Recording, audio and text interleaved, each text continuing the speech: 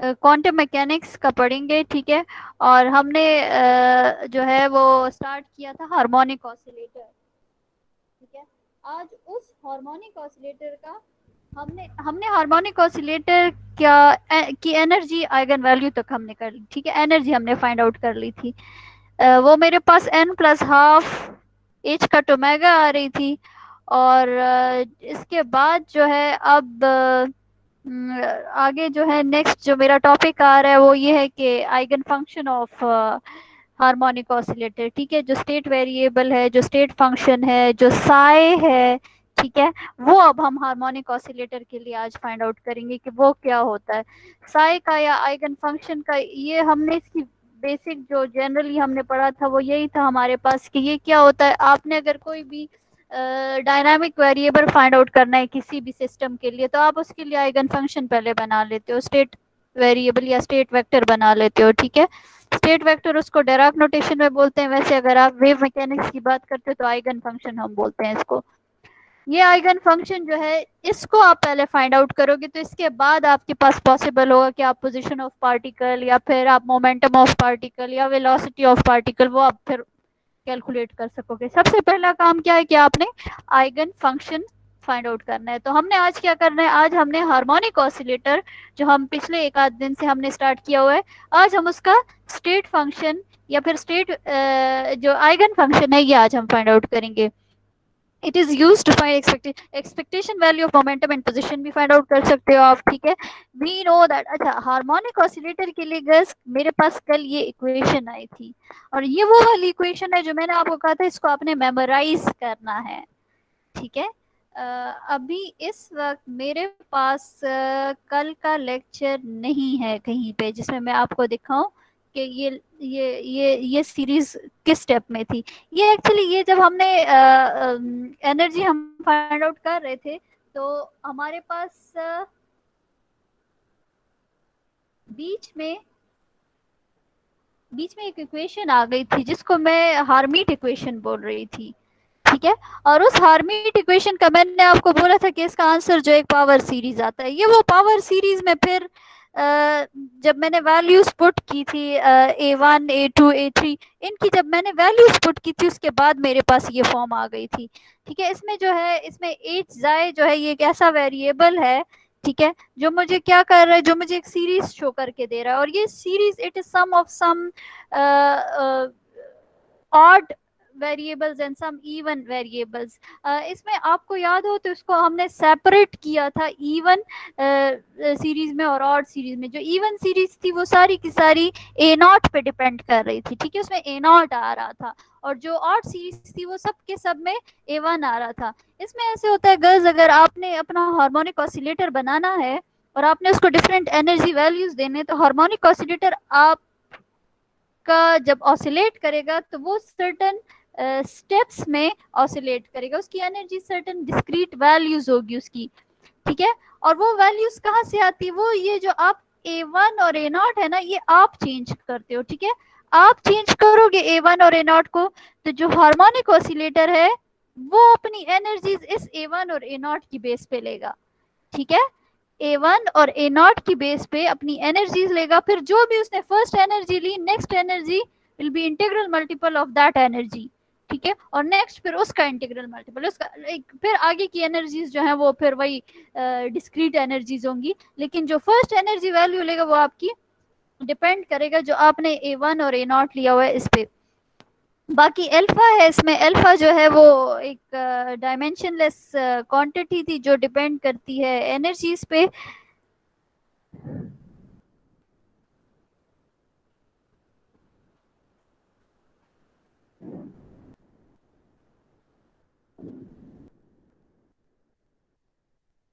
अच्छा आ, अच्छा, इसमें अब मेरे पास हमने एक इसमें एक कंडीशन हमने पुट की थी अल्फा पे।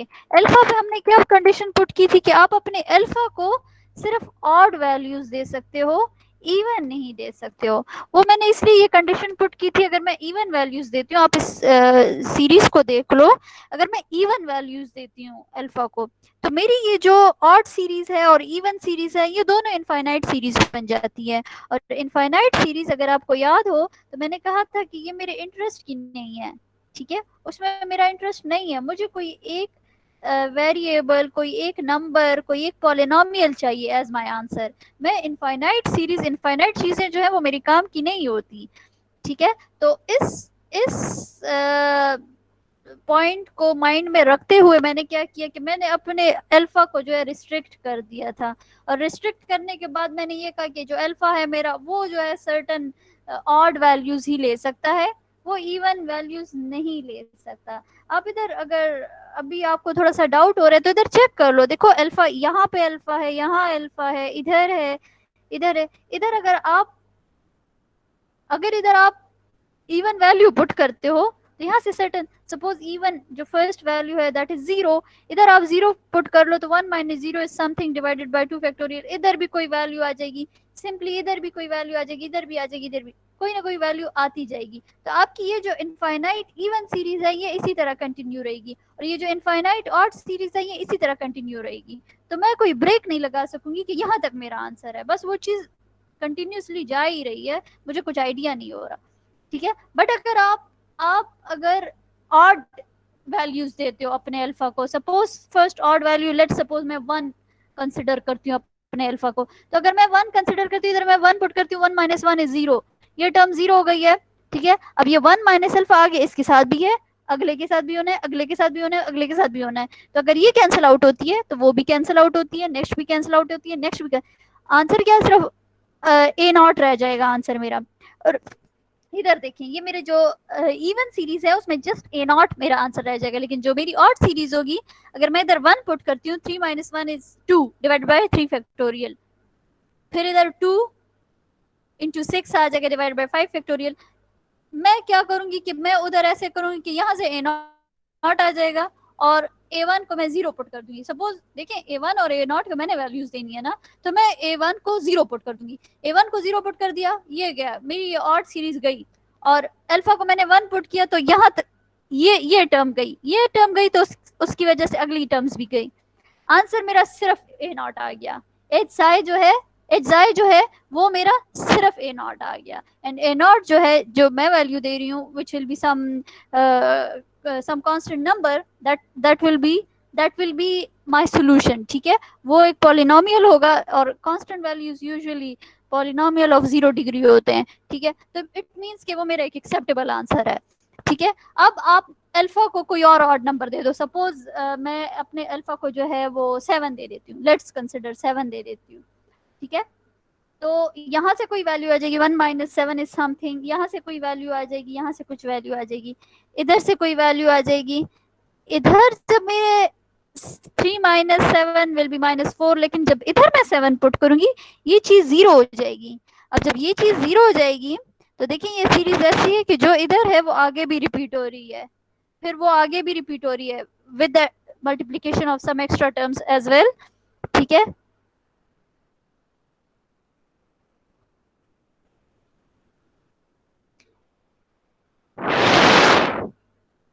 तो इट मींस कि मैं अगर 7 अल्फा को पुट करती हूँ, ठीक है, तो मेरी ये सीरीज इस टर्म के बाद आगे डाई आउट हो जाती है, सिर्फ ये फर्स्ट टर्म और सेकंड टर्म रह जाती है मेरी, a1 के साथ फर्स्ट टर्म सेकंड टर्म, और ये जो सीरीज है ये सारी की सारी एज इट इज नहीं, लेकिन अगर अल्फा की वैल्यू पुट करते हो तो कुछ वैल्यूज आपको मिलेगी, बट वो इनफाइनाइट वैल्यूज होगी।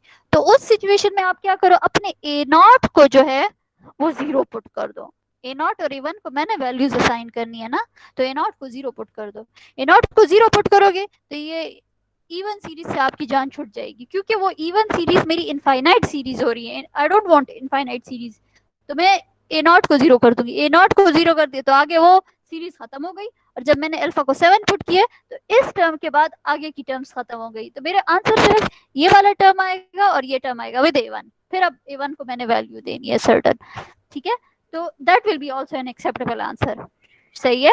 ये अब जब एच की वैल्यू आ गई है तो मैं मेरा फिर साई कैसे फाइंड हो, अच्छा आगे वो इक्वेशंस है, इसमें आप अल्फा को जो है वो ऑड रखते हो, ठीक है, और एन जो है वो आपका एक इंटीजर है, ठीक है, जो 0 से स्टार्ट होता है। अल्फा को अगर ऑड रख रहे हो तो इट मीन्स के 13579 आएगी इसकी वैल्यूज। अब जरा अल्फा को डिफरेंट वैल्यूज आप असाइन करो। ये जो मैंने सारी स्टोरी सुनाई है ना, ये इधर इंग्लिश में लिखी हुई है। अल्फा को जब मैंने 1 पुट किया तो मेरी इवन सीरीज जो है वो एक पॉलिनोमियल बन रही है विद 0 डिग्री, ठीक है, मींस अ कांस्टेंट नंबर। और जो मेरी ऑड सीरीज है वो इनफाइनाइट सीरीज बन रही है। अब इनफाइनाइट सीरीज मुझे नहीं चाहिए, इसलिए मैं क्या करूंगी, A1 को 0 कर दूंगी, तो मेरी ऑड सीरीज खत्म हो गई और इवन सीरीज में जस्ट एक टर्म आ गया, ठीक है। और आपका एच जाए जो है वो A0 हो गया। फिर अगर आप अल्फा को 3 पुट करते हो, ऑड वैल्यूज देने ना, जब ऑड वैल्यूज दोगे तो आपका जो आपकी जो ऑड सीरीज होगी, ठीक है, वो पॉलिनोमियल ऑफ डिग्री 1 बन जाएगा। What is polynomial of degree 1? यहाँ देखो, अल्फा को आप 3 पुट करते हो, अल्फा को 3 पुट करते हो, ये इनफाइनाइट सीरीज बन रही है। इनफाइनाइट बन रही है, उससे जान छुड़ाने के लिए क्या करोगे, A0 को 0 पुट कर दो। इवन से जान छूट गई, इवन सीरीज से ऑड सीरीज की तरफ देखें। अल्फा को 3 पुट कर रही हूँ, यहाँ से मेरी ये जो सीरीज है ये वैनिश होना स्टार्ट हो जाएंगी, आगे वैनिश हो जाएंगी। इधर मेरा A1 जाए 1 आ जाएगा, जाए रेज टू पावर 1 आ जाएगा, ठीक है। तो जो पावर होती है हम वो डिग्री ऑफ दैट वेरिएबल भी कंसिडर करते हैं। तो ये मेरा एक्चुअली बन जाएगा पॉलिनोमियल ऑफ डिग्री 1, ठीक है, पॉलिनोमियल ऑफ डिग्री 1। जो वेरिएबल की पावर होती है वो मेरे पास डिग्री ऑफ दैट पॉलिनोमियल होती है। इसलिए मैंने लिखा हुआ है for alpha is equal to 3 मेरी odd series will become a polynomial of degree 1। और इवन सीरीज चूंकि इनफाइनाइट आ रही है तो आप अपने A0 को 0 पुट कर लो। आपका आंसर क्या हो जाएगा, एच जाई will be equal to A1 जाई रेज़ टू पावर 1। अब कोई रैंडम सी वैल्यू कंसिडर कर लो अल्फा की, लेकिन रैंडम ऐसी रैंडम नहीं, वो ऑड ही होनी चाहिए, ठीक है, क्योंकि आपकी फर्स्ट एंड फॉरमोस्ट कंडीशन क्या है कि alpha should be an odd number. तो let's consider alpha is equal to 9। ये मेरी ये ये है ना सीरीज, तो अल्फा को अगर मैं 9 पुट करती हूँ, 9 कहाँ पे आएगा। अच्छा गर्ल्स, इधर मैं आपको एक बात बताऊं, ये सीरीज में ना एक ट्रिक है इसको मेमोराइज करने की। A0 है, ठीक है, नॉट या 0 है, 0 इज को हम इवन कंसिडर करते हैं, ठीक है। A0 है तो इट मींस ये सारी की सारी series is an even series. A1 है, चूंकि 1 इज एन ऑड नंबर, तो ये सारी की सारी सीरीज मेरी ऑड सीरीज हैं। अब इधर आप देखें 1 प्लस, इस सीक्वेंस को देखें, अच्छा 1 minus alpha divided by 2 factorial जाई square plus 1 minus alpha 5 minus alpha divided by 4 factorial into जाई 4। फिर आगे आगे देखें, आगे मैं खुद अज्यूम कर सकती हूँ आंसर क्या आ सकता, आगे टर्म क्या होगी, 1 minus alpha 5 minus alpha 9 minus alpha divided by 6 factorial into जाई रेज़ टू पावर 4। ये मैं क्योंकि मैं इसी को देख के मैं आगे की टर्म प्रिडिक्ट कर सकती हूँ। इधर देखें, इधर नेक्स्ट टर्म मैं आपको प्रिडिक्ट करके देती हूँ। A1 xi plus 3 minus alpha divided by 3 factorial xi cube 3 minus alpha 7 minus alpha divide by 5 factorial xi raise to power 5। अगली टर्म होगी 3 minus alpha 7 minus alpha 11 minus alpha divided by 7 factorial xi raise to power 7। Actually हो क्या रहा है मैं आपको बताती हूँ। 1 माइनस अल्फा, ठीक है, यहाँ पे 1 माइनस अल्फा, अच्छा ये फर्स्ट टर्म तो इसकी 1 है और इसकी जाए है, ठीक है। इधर ये 1 माइनस अल्फा है, ठीक है, तो ये 3 माइनस अल्फा है, ठीक है। यहाँ पे अगर जाए का जो जाए की पावर है वही फैक्टोरियल है, जो जाए की पावर है वही फैक्टोरियल है, ठीक है। अब देखें, ये जो टर्म आ गई है ये दोबारा से रिपीट कर लो आप, 1 माइनस अल्फा दोबारा से रिपीट, ये जो टर्म आ गई है इसको दोबारा से रिपीट कर लो। 3 माइनस अल्फा है, again 3 minus alpha, 1 minus alpha है, अगेन 1 माइनस अल्फा। जो नेक्स्ट टर्म मल्टीप्लाई हो रही है उसमें आप 4 को ऐड कर लो, तो 1 है ना, 1 के साथ 4 ऐड करो 5 हो जाएगा, 5 माइनस अल्फा। ठीक है, अब देखें क्योंकि ये इवन सीरीज है तो यहाँ पे जाई की पावर सारी इवन आएंगी। ठीक है, अगर इधर 2 है तो इधर 4 हो जाएगा, जाई की पावर, जो जाई की पावर है वही फैक्टोरियल है। अब नेक्स्ट क्या होगा, 1 माइनस अल्फा, अगेन यही चीज रिपीट होगी, 5 माइनस अल्फा, 5 के साथ एक और 4 को ऐड करो तो 9 minus alpha divided by factorial क्या आएगा, जो जाई की पावर होगी, और जाई की पावर क्या होगी, क्योंकि ये इवन सीरीज है तो अब जाई रेज टू पावर 6 आएगा। जब जाई रेज टू पावर 6 आएगा तो नीचे फैक्टोरियल में भी नीचे डिनोमिनेटर में भी 6 फैक्टोरियल आएगा। इधर आप देखें 3 minus alpha divide by 3 factorial जाई रेज टू पावर 3। इस चीज को दोबारा रिपीट कर लें, 3 माइनस अल्फा, 3 के साथ 4 ऐड करें 7 माइनस अल्फा, 3 के साथ आप 4 ऐड करते हो तो 7 हो जाता है ना, 7 माइनस अल्फा, क्योंकि अब ऑड सीरीज है तो जाई की पावर ने ऑड रहना है। अगर इधर 4 क्यों ऐड करें, इसके अलावा कोई और वैल्यू ऐड नहीं कर सकते? ये देखिए, ये मैं एक्चुअली आपको ट्रिक बता रही हूँ, ये जो मेरे पास ये जो टर्म्स आई है ना, sorry I forget your name, Nimra, ये जो वैल्यूज आई है ना, ये मैंने डिराइव की हुई थी, लास्ट जो लेक्चर था हमारा उसमें हमने डिराइव की हुई थी। अब जब मैंने इधर पुट की तो मुझे सर्टेन सीक्वेंस इसमें नजर आ रहा है। ठीक है, और वो सीक्वेंस मैं आपको बता रही हूँ कि ये सीक्वेंस ऐसे ही है, जो लास्ट टर्म आ रही है ना उसमें 4 ऐड हो रहा है, ये मैंने नहीं ऐड किया, मुझे ये सीक्वेंस नजर आ रहा है। ठीक है, तो चूंकि मैं आपको कह रही हूँ कि ये जो सीरीज है ये आगे बहुत यूज हो रही है, इसको आपने मेमोराइज करना है, तो मेमोराइज करने के लिए मैं आपको एक ट्रिक बता रही हूँ ये। ठीक है, ये हमने डिराइव की हुई थी लास्ट क्लास में। ये एक्चुअली मेरे पास ये ए नॉट की वैल्यू थी, ए नॉट वो सिंपल ए नॉट, और जो ए वन था ना, it's not a one it's a two, जो ए टू था ना वो मेरे पास दिस थिंग फिर multiply by a naught, a four मेरे पास this thing multiply by a naught. ठीक है, तो मैंने क्या किया, सारी टर्म्स में से ए नॉट को बाहर निकाल दिया, ये देखिए सारी टर्म्स में से ए नॉट बाहर निकला हुआ है, और बाकी चीजें एज इट इज है। जो ऑड वाली टर्म्स आ रही थी ना, फर्स्ट जो ऑड आई थी वो मेरे पास ए वन जाए आ रही थी, सेकेंड आ रही थी this term into A one, this term और फिर ए वन आ रहा था। ठीक है, तो फिर मैंने क्या किया कि ऑड सीरीज में से अपना ए वन को कॉमन कर लिया था, तो अब मुझे ये सीक्वेंस जो है, ये पैटर्न जो है रिपीटेड नजर आ रहा है, तो इसलिए मैं आपको बता रही हूँ, इसको मेमोराइज करने का ये तरीका है। अच्छा, अब देखिए मैंने रैंडम वैल्यू ली है ना, एक्चुअली ये मैं क्यों आपको तरीका बता रही हूँ, मैं तरीका इसलिए बता रही हूँ, अगर मैंने कोई अल्फा की 9 वैल्यू ले ली, अब इधर आप देखो अल्फा की जब मैंने 9 वैल्यू ली है तो मुझे ऐसे डायरेक्टली नजर नहीं आ रहा कि इस इक्वेशन में 9 कहाँ पे आ रहा है और इस इक्वेशन में 9 कहाँ पे आ रहा है, जिससे मुझे पता चले कि हाँ इस टर्म के बाद जो है ये वाली सीरीज डाई आउट हो जाएगी। अगर ये सीरीज डाई आउट हो रही है इस नंबर के बाद, तो अगली सीरीज का अगर ए नॉट है तो ए नॉट को जीरो कर दो, अगली सीरीज का अगर ए वन है तो ए वन को जीरो कर दो। ठीक है, मुझे इधर 9 नजर नहीं आ रहा, बट चूंकि मैं आगे के नंबर्स प्रिडिक्ट कर सकती हूँ, 9 इधर आएगा, इस इवन सीरीज में आएगा 9। ठीक है, 5 के साथ मैं 4 ऐड करूंगी, 9 फिर इधर आना है, 9 7 के साथ मैं 4 ऐड करूंगी वो 11 हो जाता है।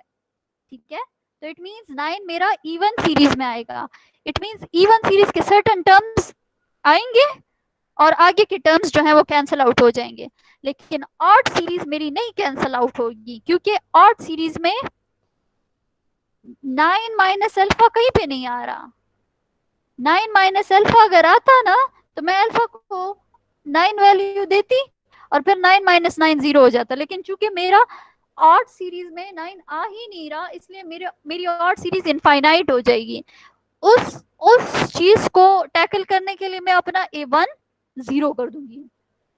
ठीक है, ए वन जीरो कर दूंगी, अल्फा मेरा 9 हो गया, एक्चुअली ये जो फोर्थ टर्म होगी इसमें 9 आना है, तो इट मीन्स कि फोर्थ टर्म के बाद वाली सारी, फोर्थ टर्म भी और फोर्थ के बाद वाली सारी टर्म्स जो है वो कैंसिल आउट हो जाएंगी। अब मेरे आंसर में ये वाली टर्म आएगी फर्स्ट, सेकंड एंड थर्ड आएगी, ठीक है। Alpha is equal to 9 put करो। जब आप पुट करोगे, ये मैंने कुछ पुट किया हुआ है, कटिंग शटिंग की, A1 को 0 कर, क्योंकि मेरी जो ऑड सीरीज है वो इनफाइनाइट हो रही है। अच्छा, ये एक और बात है गस, जब आपको अल्फा की वैल्यू पता हो ना, तो आप एन की वैल्यू भी फाइंड कर सकते हो। एन जो है ना, एन क्या चीज है मैं आपको बताती हूँ। एन जो है वो मुझे डिग्री ऑफ पॉलिनोमियल बताता है। ठीक है, जो डिग्री ऑफ पॉलिनोमियल है वो मुझे एन से पता चलती है। और इधर मैंने आपको कहा था कि वेरिएबल की जो हाईएस्ट पावर है वो डिग्री ऑफ पॉलिनोमियल है। तो यहाँ पे जो वेरिएबल है वो जाए है। देखिए, H is a function of जाए, जाए इज चेंजिंग। ठीक है, तो मतलब ये हुआ इन सिंपल टर्म्स, जो जाए की पावर है वो डिग्री ऑफ पॉलिनोमियल है, वो एन की वैल्यू है।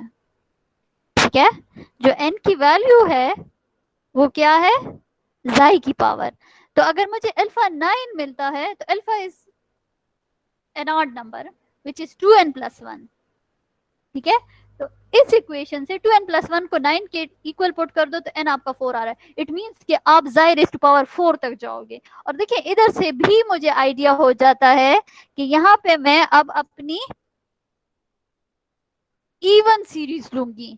ऑड सीरीज का जो a है ना, A1, उसको 0 ले लो, वो खत्म कर दो, क्योंकि उसने इनफाइनाइट होना है।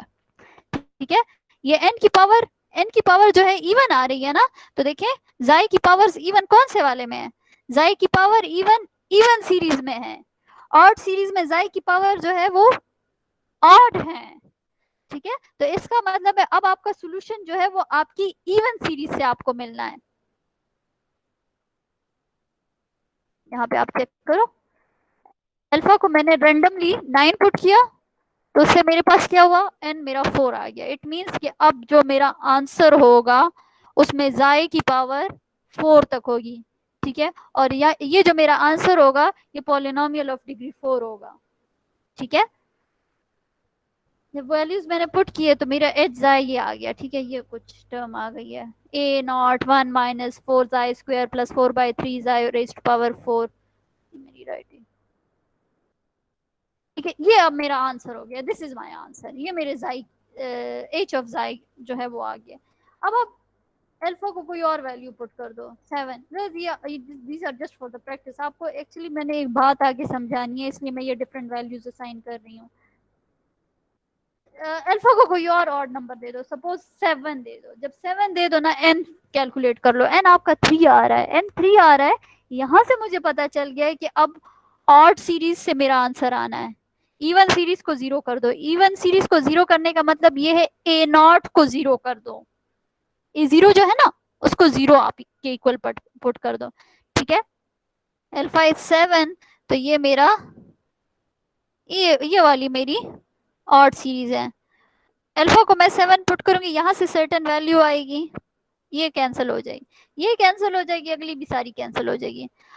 अब अल्फा को 7 पुट कर लें, अल्फा को 7 पुट करेंगे तो कोई आंसर आ जाएगा। ये आ गया, देखें, h of xi is equal to a1 xi minus 2/3 xi cube. अब इधर देखिए n की वैल्यू 3 आ रही है ना। ठीक है, जो आंसर आपका होगा वो पॉलिनोमियल ऑफ डिग्री 3 होगा। और ये देखिए, ये आंसर आपका आ गया पॉलिनोमियल ऑफ डिग्री 3। पॉलिनोमियल की डिग्री जो होती है वो highest power of variable, highest power इधर आप देखें, इसकी पावर 1 है और इस वाले जाई की पावर 3 है, तो it means this equation is polynomial of degree 3। ये बात समझ आ गई आपको। अल्फा, देखें, इसको मैं कंक्लूड कर लेती हूँ, मैंने क्या कहा।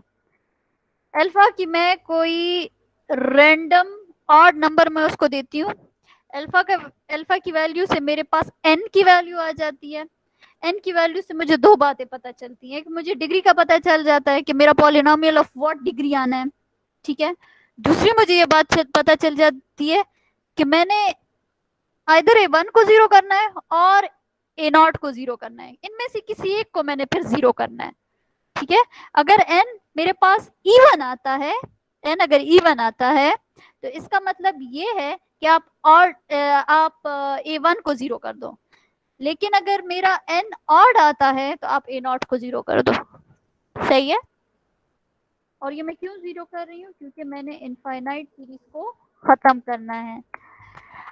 अच्छा, ये अब एक बात तो मुझे पता चल गई कि A0 और A1 में एक को आपने 0 लेना है, ठीक है। दूसरा जो आप वैल्यू लेते हो ना, यहाँ पे तो मैंने A1 की जगह सिर्फ A1 लिखा हुआ है, या फिर अगर A0 आ रहा है तो सिंपल A0 लिखा हुआ है, लेकिन ये भी तो मैंने ही असाइन करनी है ना ये वैल्यूज। A0 अगर आ रही है या A अगर आ रही है, A1 आ रही है, तो ये मैंने ही ये वैल्यूज असाइन करनी है। बट मैंने ऐसे असाइन करनी है, if A1 and A0 are selected in such a way that coefficient of highest degree of xi is positive 2 raised to power n, where n is the highest degree of xi. The polynomial we get is called. अच्छा, अब आपने देखें ये इस equation को देखें, इसमें मेरा A0 0 हो गया, ठीक है। A1 को मैंने वैल्यू देनी है, जब मैं वैल्यू दूंगी A1 को, उसके बाद क्या होगा कि मेरे पास मेरा जो हार्मोनिक ऑसिलेटर है वो सर्टेन वैल्यूज ऑफ एनर्जी लेगा, ठीक है। वो सर्टेन वेव आइगन फंक्शन के साथ ऑसिलेशन स्टार्ट कर देगा, ठीक है। लेकिन ये जो A1 की वैल्यू है ये मैं कैसे असाइन करूंगी, ये मैं ऐसे असाइन करूंगी कि ये जो जाई की हाईएस्ट पावर है, जाई की जो हाईएस्ट पावर है, जाई क्यूब इधर आ रहा है मेरे पास, इसका कोफिशिएंट मैं देख लूंगी क्या है। इसका कोफिशिएंट यहाँ पे मेरे पास 2/3 आ रहा है, इसको मैंने क्या बनाना है, 2 रेज टू पावर n बनाना है मैंने, positive 2 raise to power n। 2 raise to power n का क्या मतलब है, 2 रेज टू पावर n वही n है, ठीक है।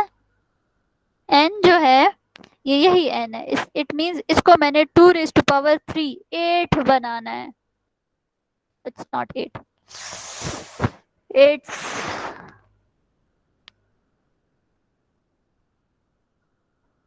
यस, इसको मैंने 8 बनाना है। ये नंबर जो है इसको मैंने 8 बनाना है, और उस बनाने के चक्कर में मैंने A1 को मैं ऐसी वैल्यू दूंगी कि ये मेरा 8 बन जाए। सिंपल सी बात है, A1 को मैंने ऐसी वैल्यू देनी है कि ये जो वैल्यू है, एक्चुअली ये वैल्यू जो है माइनस के साथ है, -2/3 है, तो इसको मैंने 8 बनाना है। और हम चूंकि बेसिक मैथमेटिक्स से हमें पता है, तो अगर मैं इधर -12 मल्टीप्लाई -12 अगर A1 को मैं -12 देती हूँ तो यहाँ से क्या आ जाएगा, +8 आ जाएगा ना, ठीक है। And that will be my, वो जो है देखिए ये सारा कुछ मैं क्या कर रही हूँ, मैंने अपनी A1 को कुछ वैल्यू देनी है, तो कैसे वैल्यू देनी है कि ये जो जाई की हाईएस्ट पावर है इसका कोफिशिएंट देख लो, उसको 2n बनाना है। आपका मकसद क्या है, उसको 2n बनाना है आपने।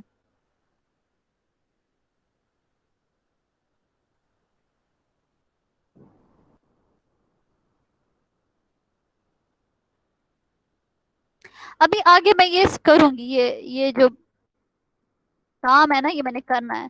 अच्छा, ये मैं क्यों कर रही हूँ, जब ऐसे मैं कर लू ना, ये जो जाई की हाईएस्ट पावर है इसका कोफिशिएंट जब मैं 2n बना लूं, तो ये जो मेरे पास पॉलिनोमियल आएगा, ये जो मेरे पास आंसर आ गया है, जब इसको मैं 2n बना लूं, इसको जब मैं +8 बना लूं, फिर जो आंसर आएगा ये एच जाई का, ये एच जाई जो है फिर मेरे पास हर्मीट पॉलिनोमियल बन जाएगा, एक स्पेशल टाइप ऑफ पॉलिनोमियल बन जाएगा जिसको मैं बोल रही हूँ हर्मीट पॉलिनोमियल। पॉलिनोमियल्स भी आप लोग कहीं पढ़ते हो क्या, ये प्रॉपर डिटेल्स में आप पढ़ते हो, आई गेस मैथ्स में पढ़ते हो या कहीं पे।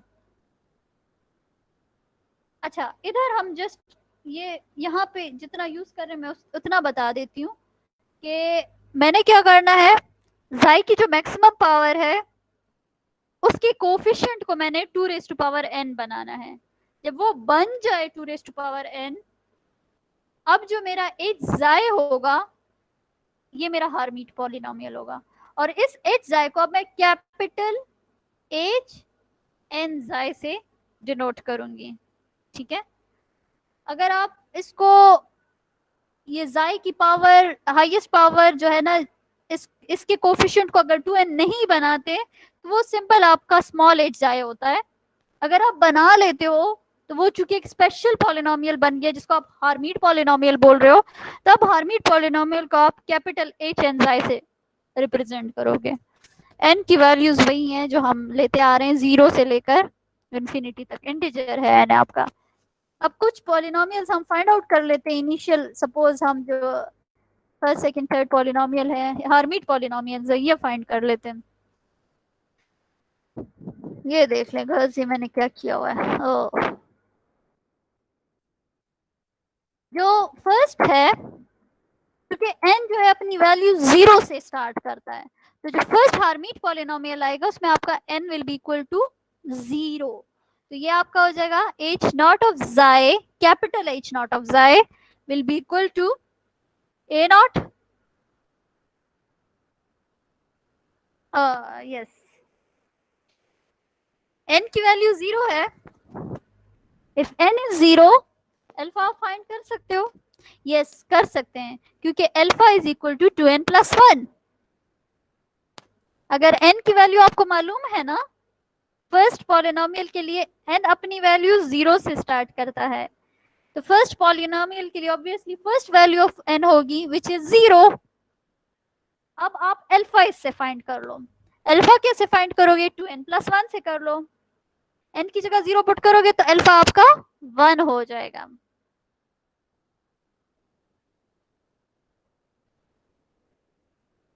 जब अल्फा 1 हो गया है, अब देखें, अब जो आपकी वो सीरीज है एच जाए वाली, ये जो सीरीज है, अल्फा को 1 पुट कर लो यहाँ पे, सिंपल। अल्फा को 1 पुट करते हो तो ये आपका खत्म हो जाता है। जब ये खत्म हो जाएगा तो आगे टर्म्स खत्म हो जाएंगी। आपके आपकी जो इवन सीरीज है उसका फर्स्ट टर्म जो है वो जस्ट रह जाएगा। क्या आएगा आपके पास? ए नॉट इंटू 1 या फिर ए नॉट इंटू जाए रेज़्ड टू पावर 0। और जो ऑड सीरीज है उसने इनफाइनाइट बनना है, तो क्या करोगे? इनफाइनाइट को खत्म करने के लिए हम क्या करते हैं? a1 को 0 कर देंगे, ठीक है? a1 आपका 0 हो जाएगा। जब a1 0 हो जाएगा आपकी ऑड सीरीज खत्म हो जाएंगी और इवन सीरीज का जस्ट फर्स्ट टर्म रह जाएगा। इवन सीरीज का फर्स्ट टर्म रह गया तो a naught xi raised power 0, xi raised power 0 is 1 actually, ठीक है? अब इधर क्या करना है? ए नॉट को, a1 को तो मैंने 0 पुट कर लिया है, ठीक है, क्योंकि मैंने अपनी ऑड सीरीज खत्म करनी है। ए नॉट को मैं क्या वैल्यू दूं? ए नॉट को मैंने ऐसे वैल्यू देनी है कि जो हाईएस्ट पावर ऑफ जाए है उसका कोफिशिएंट 2n बन जाए। हाईएस्ट पावर ऑफ जाए मेरे पास 0 ही है, इधर जायरेस्ट पावर 0 ही मेरे पास हाईएस्ट पावर ऑफ, तो इसका कोफिशिएंट क्या है? इसका कोफिशिएंट ए नॉट ही है। इसको आपने क्या करना है? इसको आपने कोफिशिएंट इसका 1 है एक्चुअली, आपने 1 को जो है वो 2n बनाना है एंड n इज 0, तो 2 raised to power 0 is 1। It means आप अपने ए नॉट को 1 वैल्यू दोगे। ये मैंने इधर लिखा हुआ है इंग्लिश में, जिसको मेरी उर्दू समझ नहीं आती फिर वो इंग्लिश में पढ़ लें। तो आपका जो फर्स्ट हर्मिट पॉलिनोमियल आएगा वो 1 जायरेस्ट पावर 0 या सिंपल 1 आएगा। Xi raised power 0 is again 1। First Hermite polynomial is 1। Next Hermite polynomial को फाइंड आउट करने के लिए मैं क्या करूंगी? h n ऑफ जाए है तो h 1 ऑफ जाए हो जाएगा, ठीक है? अब n की वैल्यू क्या हो गई है?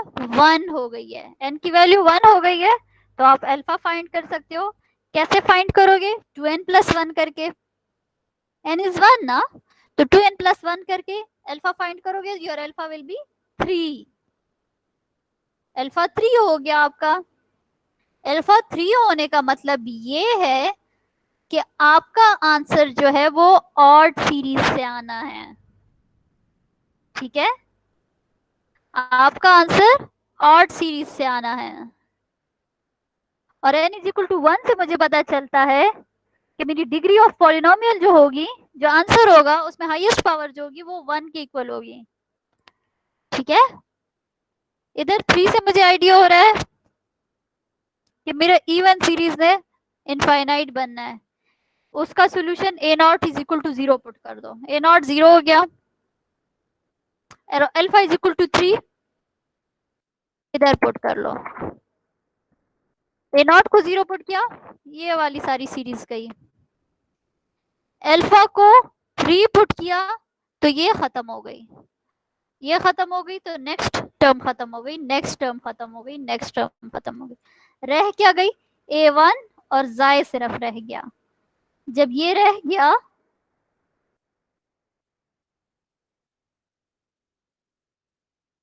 A1 जाय रेस्ट पर 1 रह गया। अब मैंने क्या करना है, A1 को मैंने वैल्यू असाइन करनी है। A1 को मैं कैसे वैल्यू असाइन करूंगी, A1 को मैं ऐसे वैल्यू असाइन करूंगी कि मेरी जो जाय की हाईएस्ट पावर का कोफिशिएंट है वो 2n बन जाए।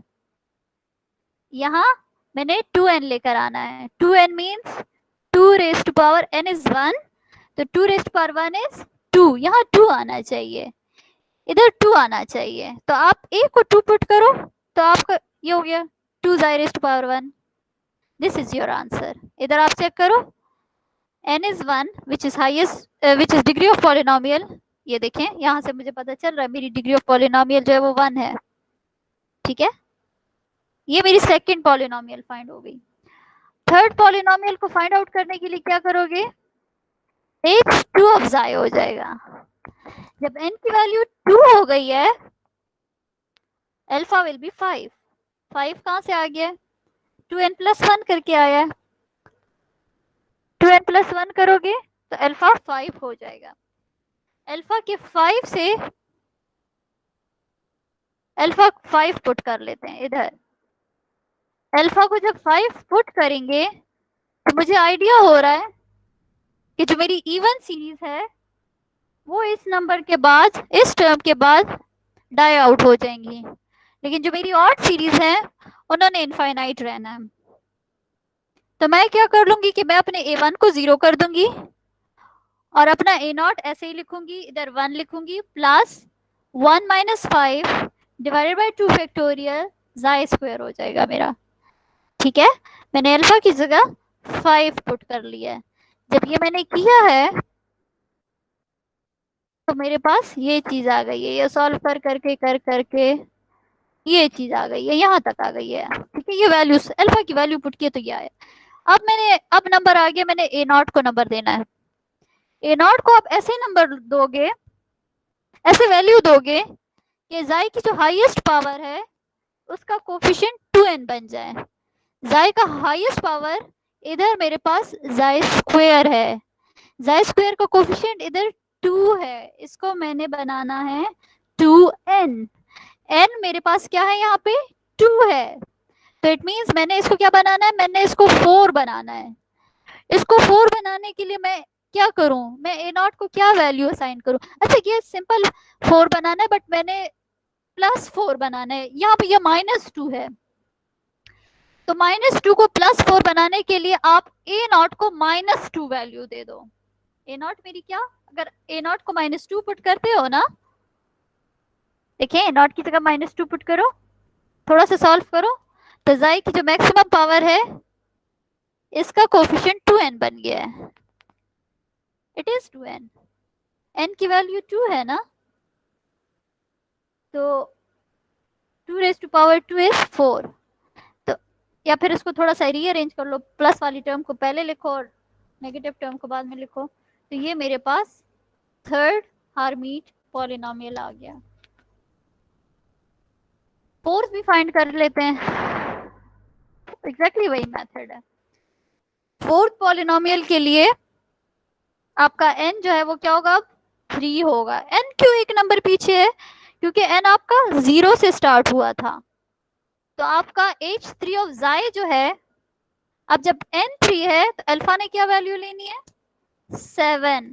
7 कहां से आई है, 2n प्लस 1 से आई है। अल्फा 7 होगा तो मेरी कौन सी सीरीज ने डाई आउट होना है,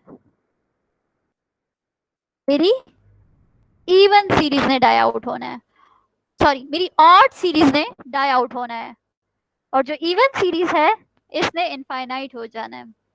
जब इसने इनफाइनाइट हो जाना है तो इट मीन्स ए नॉट को 0 पुट कर लो, और जो A1 है इसकी वैल्यू अब मैंने इस पे सोचना है कि मैंने इसको क्या वैल्यू देनी है।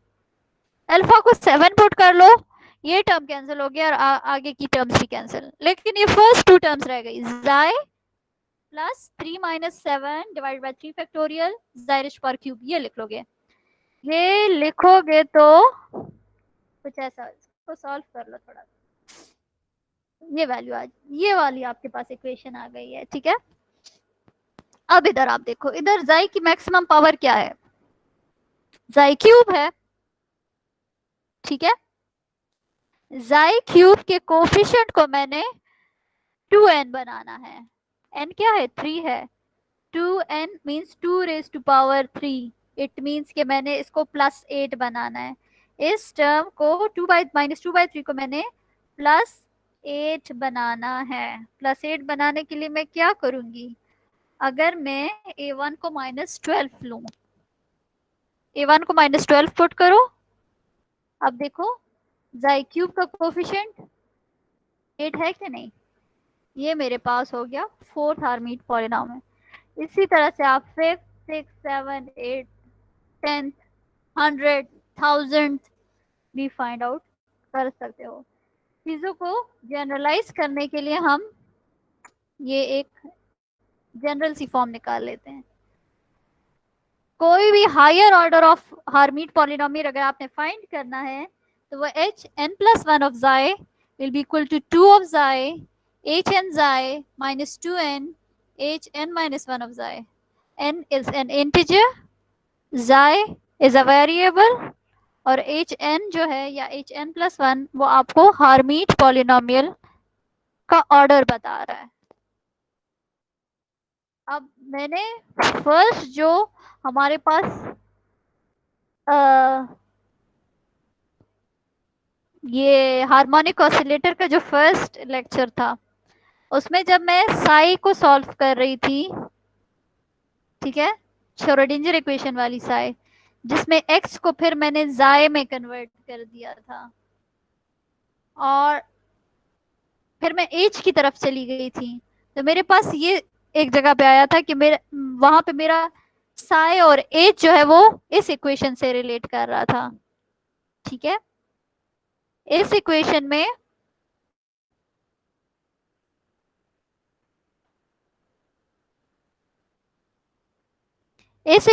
आपका h और जो साई है वो कैसे रिलेट कर रहे हैं, with the multiplication of N exponential, लेकिन नेगेटिव है।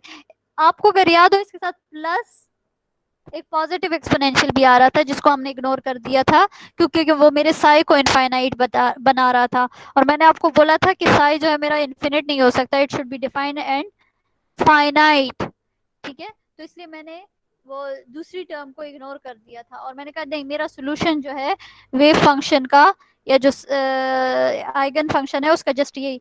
तो ये अब चूंकि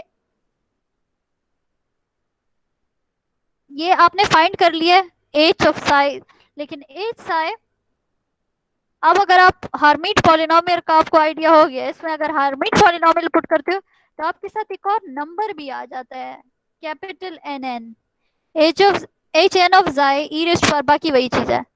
ये एन एन क्या चीज है, ये नॉर्मलाइजेशन कांस्टेंट है।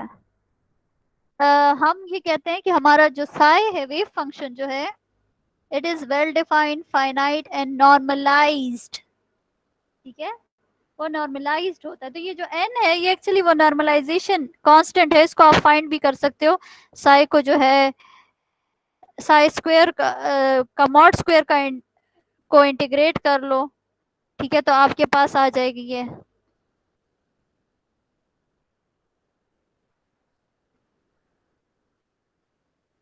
यहाँ से n की वैल्यू आ जाएगी, अगर इसको मैंने सॉल्व नहीं किया, डायरेक्टली मैंने आंसर लिखा हुआ है, ठीक है। ये अब ये n की ये वैल्यू ऊपर की इक्वेशन में पुट कर लो, इस इक्वेशन में पुट कर लो, तो आपके पास आइगन फंक्शन की वैल्यू आ जाएगी। ये आपका हो गया eigen function of your harmonic oscillator. ठीक है, आपके हार्मोनिक ऑसिलेटर का क्या आइगन फंक्शन हो गया।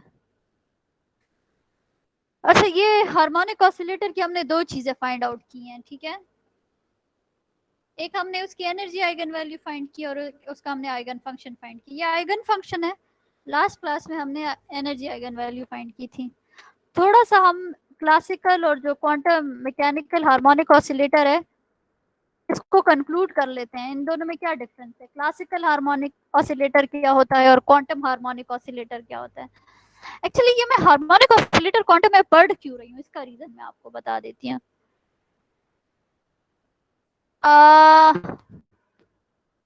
हार्मोनिक ऑसिलेटर मैंने आपको बोला था, ये वो सिस्टम होता है जो मीन पोजीशन के across to and fro motion करता है। जैसे पेंडुलम हो गया, जैसे स्प्रिंग मास सिस्टम हो गया, जैसे आप shadow of a body moving in a circle हो गया, शेडो। ठीक है, सर्कल में उसकी मोशन नहीं, जो उसका शेडो बन रहा है on the diameter of that circle, वो हार्मोनिक ऑसिलेटर हो गया, हार्मोनिक ऑसिलेशन हो गई है। उस सिस्टम को हम ऑसिलेटर बोलते हैं जो ये ऑसिलेशन कर रहा है। तो इसमें जो है ये मेरे पास हार्मोनिक ऑसिलेटर ये चीज होती है। क्वांटम में हम क्यों पढ़ रहे हैं इसको, क्वांटम में तो हम छोटी छोटी चीजें पढ़ते हैं ना, सब अटोमिक, एटॉमिक। एक्चुअली ये जो मेरे एटम्स हैं ये एक्ट करते हैं एज हार्मोनिक ऑसिलेटर। ठीक है, जो मेरे एटम्स हैं कैसे एज ए हार्मोनिक ऑसिलेटर, एक atom suppose atom A and atom B ये मोशन करते हैं। ठीक है, across some mean position to and fro motion करते हैं। और मैं ये ऐसे मोशन करते हैं कि मैं कंसिडर कर लेती हूँ atom A and atom B एक इमेजिनरी स्प्रिंग के साथ अटैच हैं। ठीक है, ऐसे मोशन करते हैं। तो जो मेरा स्प्रिंग मास सिस्टम है, क्लासिकल स्प्रिंग मास सिस्टम है, उसकी सारी थ्योरी जो है वो मैं अपने in small atomic harmonic oscillators पे यूज करती हूँ। देखिए जैसे स्प्रिंग मास सिस्टम में मैं के एफ इज इक्वल टू के एक्स यूज करती हूँ, यहाँ पे भी हमने एफ इज इक्वल टू के एक्स यूज किया था। ठीक है, के हमारे पास आया है ना, तो यहाँ भी हमने एक्चुअली बेस हमने वहीं से ली थी, फिर चीजें आगे आके डिफरेंट हो गई थी, एनर्जीज की वैल्यू डिफरेंट हो गई थी, आइगन फंक्शन आ गया था, पोजीशन और मोमेंटम इधर अनसर्टन हो जाती है। ठीक है, प्रोबेबिलिटीज आ जाती हैं यहाँ पे। क्लासिकली जब आप स्प्रिंग मास सिस्टम के लिए एनर्जी फाइंड करते हो तो मैक्सिमम एनर्जी सिंपली आपके पास हाफ के एक्स के इक्वल होती है, और जो मैक्सिमम एनर्जी होती है वो हाफ के एक्स नॉट स्क्वायर के इक्वल। एक्स नॉट आपके पास एम्पलीट्यूड होता है, ठीक है, जिस एम्पलीट्यूड के साथ ये ऑसिलेशन हो रही है। लेकिन क्लासिकली एनर्जी जो है वो आपकी कंटिन्यूस होती है, मीन स्टार्ट होती है जीरो से और मैक्सिमम एनर्जी आपकी हाफ के एक्स नॉट स्क्वायर होती है। इन दोनों वैल्यूज के बीच में जो आपका ऑसिलेटर है वो कोई भी एनर्जी ले सकता है, 0.00009 हाँ के एक्स स्क्वायर भी ले सकता है, 0.0008 के एक्स स्क्वायर भी ले सकता है, कोई भी ले सकता है, जीरो और हाफ के बीच में कोई भी वैल्यू ले सकता है। ठीक है, आपका energy spectra is continuous in classical harmonic oscillator. लेकिन क्वांटम मैकेनिकली आपकी एनर्जी क्वांटाइज थी। कैसे, वो एन पे डिपेंड कर रही थी और एन अपने डिस्क्रीट वैल्यूज ले रहा था, 0 1 2 3 4। देखिए आपकी ये एनर्जी आ रही थी, फर्स्ट डिफरेंस ये हो गया। आपकी energy quantum mechanically harmonic oscillator की क्वांटाइज्ड है, but classically energy spectra was continuous. Second point ये है, मिनिमम एनर्जी पे जरा आ जाते हैं। जो मिनिमम एनर्जी है, क्लासिकली आपके पास जीरो एनर्जी हो सकती है, बॉडी रेस्ट पे हो। क्वांटम मैकेनिकली एनर्जी कभी भी जीरो नहीं हो सकती। एनर्जी को अगर जीरो, जीरो एनर्जी मतलब least energy, least possible energy, least possible energy का अगर मैंने क्वांटम मैकेनिकली फाइंड आउट करने तो मींस एन को आप जीरो पुट कर लो। एन को मैं जीरो पुट करती हूँ तो एनर्जी मेरी हाफ एच का ओमेगा आती है, देखिए ई नॉट मेरी हाफ एच का ओमेगा आ रही है, ये मेरी लीस्ट पॉसिबल एनर्जी, मैं इससे ज्यादा कम एनर्जी नहीं ले सकती, मेरे लिए पॉसिबल ही नहीं है क्वांटम मैकेनिकली। इसका ये तो मेरे पास मैथमेटिक्स में ये चीज आ गई है, थ्योरेटिकली बिहाइंड द इक्वेशंस इसका क्या मतलब है? इसका ये मतलब है कि जो आपके एटम्स हैं जो हार्मोनिक ऑसिलेशन कर रहे हैं, उनकी इस मोशन को आप सीज नहीं कर सकते हो, स्टॉप नहीं कर सकते हो। आप उनकी एनर्जी कम कर सकते हो लेकिन जीरो नहीं कर सकते हो।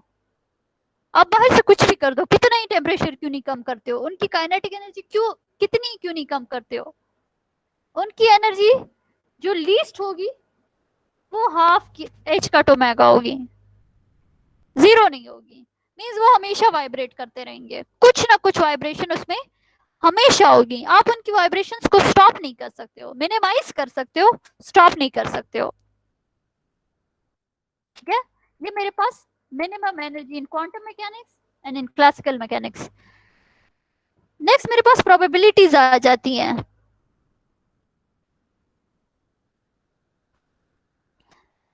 क्लासिकल मैकेनिक्स आपको बोलता है कि आपका पार्टिकल सर्टेन रीजन में जो है वो ऑसिलेट कर सकता है, उस रीजन से बाहर नहीं कर सकता। फॉर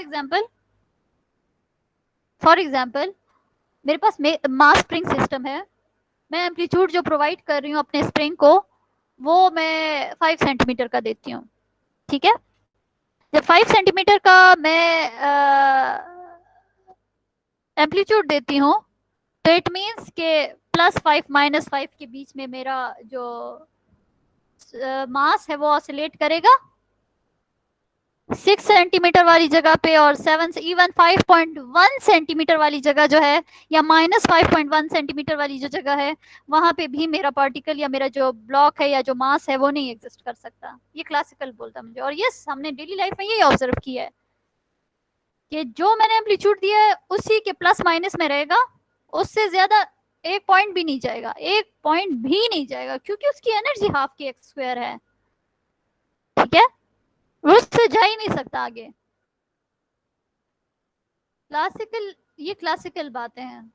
क्वांटम मैकेनिक्स में भी आप देखोगे कि मेरे पास कुछ प्रोबेबिलिटी है कि आपके पास जो क्लासिकली फॉरबिडन रीजन है, इस रीजन को मैं क्लासिकली फॉरबिडन कहूंगी, जहां पे मेरा पार्टिकल या मेरा ब्लॉक या मेरा मास जो है वो नहीं एग्जिस्ट करता। क्वांटम मैकेनिकली आपका मास वहां एग्जिस्ट कर सकता है, आपका पार्टिकल वहां एग्जिस्ट कर सकता है। ठीक है, मैं अभी आपको डायग्राम में भी दिखाऊंगी। नेक्स्ट है मेरा in all odd states the probability of finding particle at centre. अच्छा, ये बात मैं आपको ग्राफ से समझाती हूँ। ठीक है, ये बात मैं आपको समझाती हूँ। क्लासिकल आपके पास जो अलाउड रीजन है आपके पार्टिकल के ऑसिलेशन के लिए, वो ये है x = 2e/m ओमेगा। ये इधर से आया है, के की जगह पुट करो ना, रूट क्या है इसकी वैल्यू यार, के की वैल्यू क्या है, ओमेगा और के का जो रिलेशन है अंडर रूट भी कुछ आता है, वो पुट करो तो आप ये x x is displacement amplitude. ठीक है, तो वो आप यहाँ से फाइंड कर सकते हो, ये क्लासिकली जो अलाउड रीजन है। क्वांटम मैकेनिकली आप इस रीजन से आगे भी जा सकते हो, पॉसिबिलिटी है आपके पास। अब जरा ग्राफ देख लेते हैं, बीच में मेरे ये एक पॉइंट है ना, ये आपको बोल रहा है कि जो ऑड स्टेट्स हैं उसके लिए probability of finding particle centre is 0, centre में आपका पार्टिकल नहीं एग्जिस्ट करता, जो सेंट्रल रीजन है वहां पे आपका पार्टिकल नहीं एग्जिस्ट करता। ये इधर देख लेते हैं। देखिए मैं क्या कर लेती हूँ कि मैं एक डायग्राम ड्रॉ कर रही थी, ग्राफ ड्रॉ कर लेती हूँ बिटवीन जाई एंड एनर्जी। एक्स एक्सिस पे मैं जाई ले रही हूँ, जाई क्या है, जाई जो है वो के एक्स है। ठीक है, के तो स्प्रिंग कांस्टेंट है। ठीक है, एक्स इज दैट डिस्प्लेसमेंट, तो इट मींस ये जो के कांस्टेंट होता है। ठीक है, तो ये जो जाय है एक्चुअली ये in a way it is that displacement actually जिसके साथ ऑसिलेशन हो रही है, आप ये कह सकते हो। एनर्जी को अगर मैं प्लॉट करती हूँ तो मेरी एनर्जी क्लासिकली ये शेप ले रही है, ये जो यू शेप आ रही है ना, ये मेरी क्लासिकली एनर्जी है, ठीक है। और ये किसके इक्वल है, हाफ के एक्स स्क्वायर के इक्वल है। क्वांटम मैकेनिकली अगर मैं एनर्जी को प्लॉट करती हूँ तो ये लाइंस आपको नजर आ रही है, ये स्ट्रेट लाइन, एक ये हो गई है, एक ये हो गई है, एक ये हो गई है, और एक ये हो गई, ये आपकी energy. For N is equal to 0 के लिए ये देखें, half h cut omega, n is equal to 1 के लिए 3/2 h cut omega, n is equal to 2 के लिए 5/2 h cut omega, n is equal to 3 के लिए 7/2 h cut omega. Straight lines आ रही हैं, और वो जो स्ट्रेट लाइंस है, इन दो लाइंस के बीच, इन दो लाइंस के बीच, इन दो लाइंस के बीच जो एनर्जी गैप है वो कांस्टेंट है। और यही तो हम बोलते हैं, इसी को तो हम डिस्क्रीटनेस बोलते हैं, कि एनर्जी मेरी डिस्क्रीट है आफ्टर सर्टन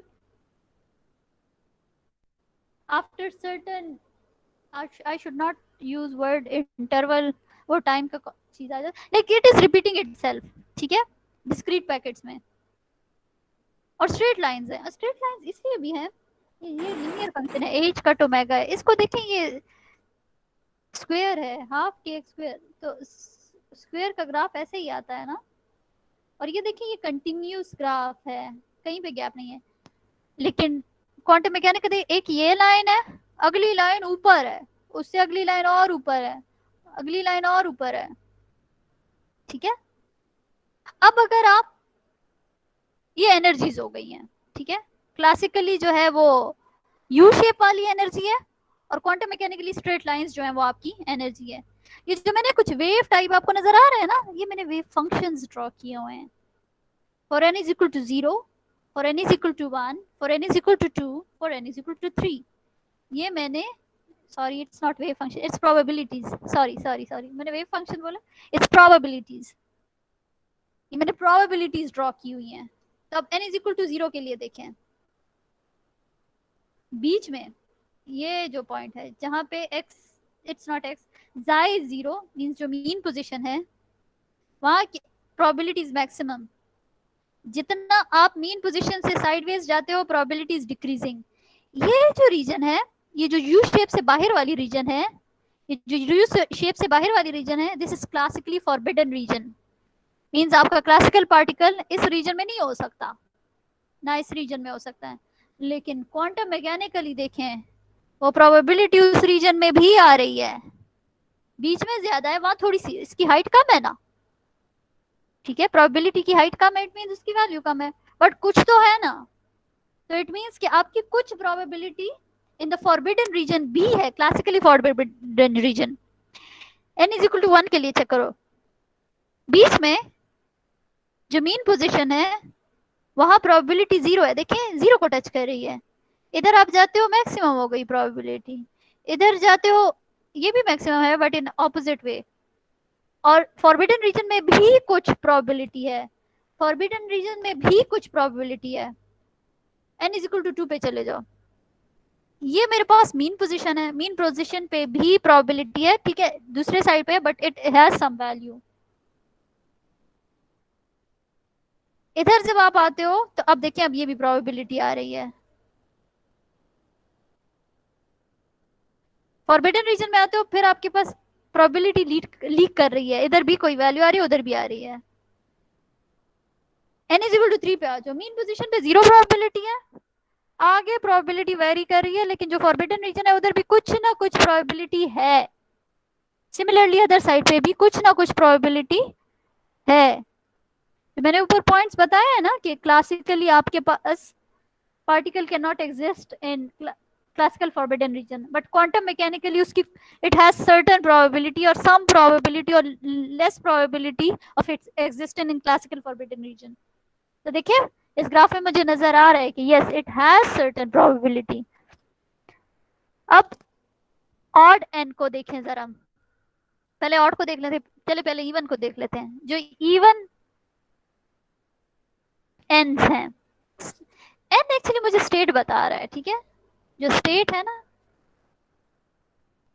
डिफरेंट स्टेट्स में आपके पास आपका जो क्वांटम पार्टिकल है वो एग्जिस्ट करता है।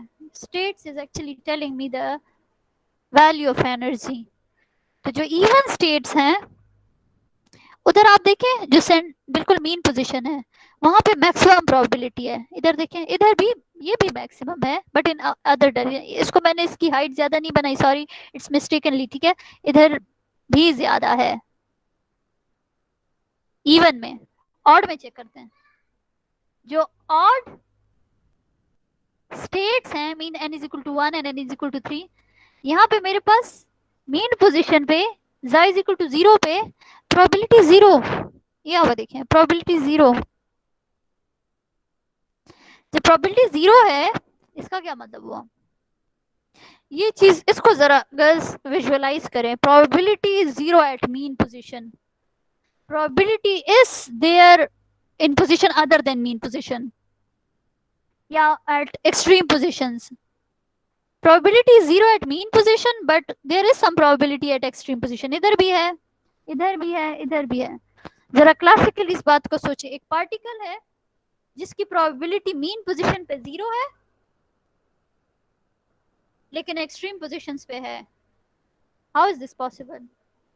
आप मीन पोजीशन पे नहीं आते हो और आप एक्सट्रीम पे रहते हो, तो आप ऑसिलेट कैसे कर रहे हो? Classically you can not think this way. Classically it's impossible कि आप मीन पोजीशन पे ना हो, लेकिन नहीं, आप एक्सट्रीम पे रहो।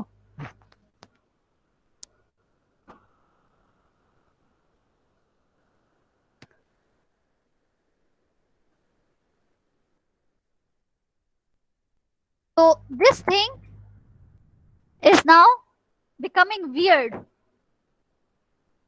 ये चीज जरा अजीब सी आ रही है। अब क्वांटम मैकेनिक्स में थोड़ी सी वियर्डनेस आ गई है कि ऑड स्टेट्स के लिए आप मीन पोजीशन पे नहीं हो, एक्सट्रीम पोजीशंस पे हो, तो इसीलिए आपका क्वांटम जो है वो डिफरेंट हो जाता है यहाँ पे।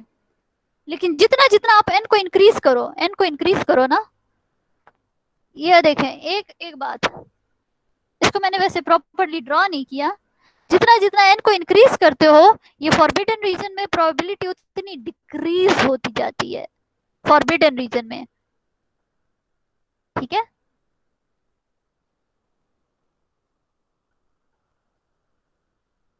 और जितना एन की वैल्यू कम होता है, कम होती है, तो उतनी आपके पास probability in the classical forbidden region is more.